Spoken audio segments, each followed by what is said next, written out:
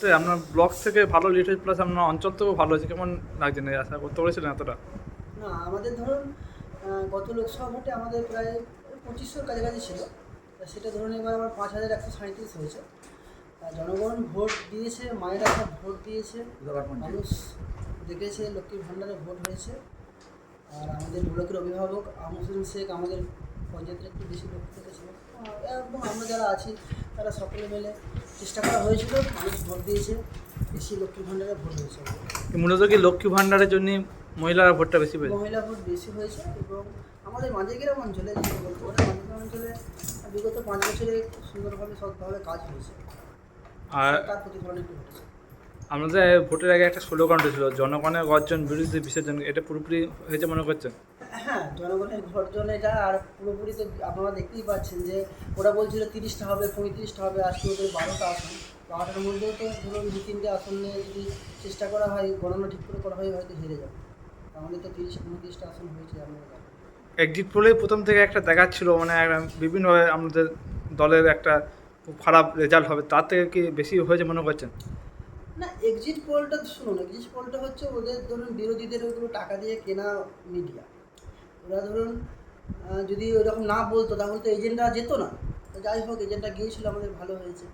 আমরা জানতাম যে এরকমই আমাদের ফল হবে, আমাদের ব্লকের নেতাও আমাদেরকে এরকমই বলেছিলেন যে 29-30টা আসন পাবো আমরা। আমরা সেই সিলেকশনই যাচ্ছি, আমাদের কোনো ভয় ছিল না। এই জয়টা কাদের উদ্দেশ্যে বলবেন?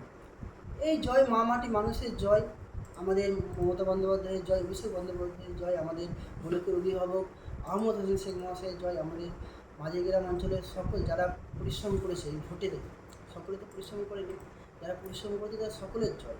এবং বেশি করে বলবো মহিলারা প্রচুর সংখ্যক ভোট দিয়েছে। আমাদের বিরোধীদের বিজেপি যে প্রার্থী ছিল দিলীপ ঘোষ, হেভিট প্রার্থী, কিন্তু আমাদের কাছে একটা টাফ ছিল কি?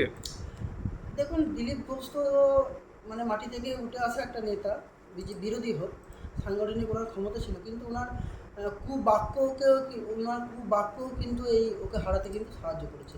উনি বললেন এসপিকে, বর্ধমানের এসপিকে প্যান্জামা খুলে নেব, মহিলাদের অসম্মানিতভাবে কথা বলেছেন। আর দিদিকেও হ্যাঁ, দিদিকে তো সবসময় খারাপ কথা বলেছেন, আমরা জানি। তার প্রতিফলনও কিন্তু এই ভোটবাসকে করেছে, আমরা মানুষ জবাব দিয়েছে এই ভোটের মধ্যে। আর বলছি আমাদের গতবার যে সাংসদকে আমাদের এলাকায় দেখা যেত। না, কোনোদিন আমরা দেখিনি। বরঞ্চ এটা শুনুন, আমাদের একটা অভিজ্ঞতা হয়েছে কাজ করতে গিয়ে, আমি তো তখন প্রধান ছিলাম।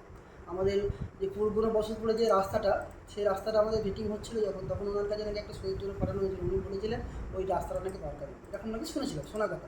আমরা আমরা এরকম ওনাকে জিজ্ঞাসা করতে পারিনি, এরকম কিন্তু শুনেছিলাম। কিন্তু বর্তমানে যাই হোক, পথশ্রীর মাধ্যমে ওই রাস্তাটা আমাদের হয়ে গেছে। এলাকায় জনসংযোগ করতেও আসেনি, মানে মানুষের সঙ্গে দেখা, কোনোদিন আমরা দেখিনি, কোনোদিন আমরা দেখিনি। কাজকর্ম হয় না যা। না না, এমপি কোটায় কোনো কাজ আমাদের এলাকাতে হয়নি, মন্তেশ্বর ব্লকে কোথায় হয়েছে আমরা জানি না।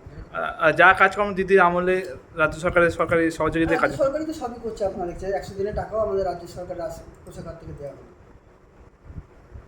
আর বিধানসভা ভোটে কি এর থেকেও ভালো রেজাল্ট করার আশা করছেন?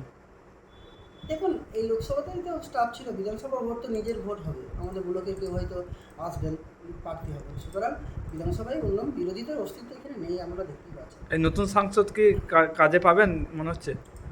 ওনার সঙ্গে এই যেহেতু ভোট প্রচারে বিভিন্ন জায়গায় গেছি, মানুষটা খুব ভালো, ওনাকে পাওয়া যাবে আশা করি। আর যেহেতু মামাটি মানুষের সরকারের প্রতিনিধি, পাওয়া যাবে। আপনার নাম পরিচয়? আমার নাম বিপুল রায়, আমি মাঝেগ্রাম অঞ্চলের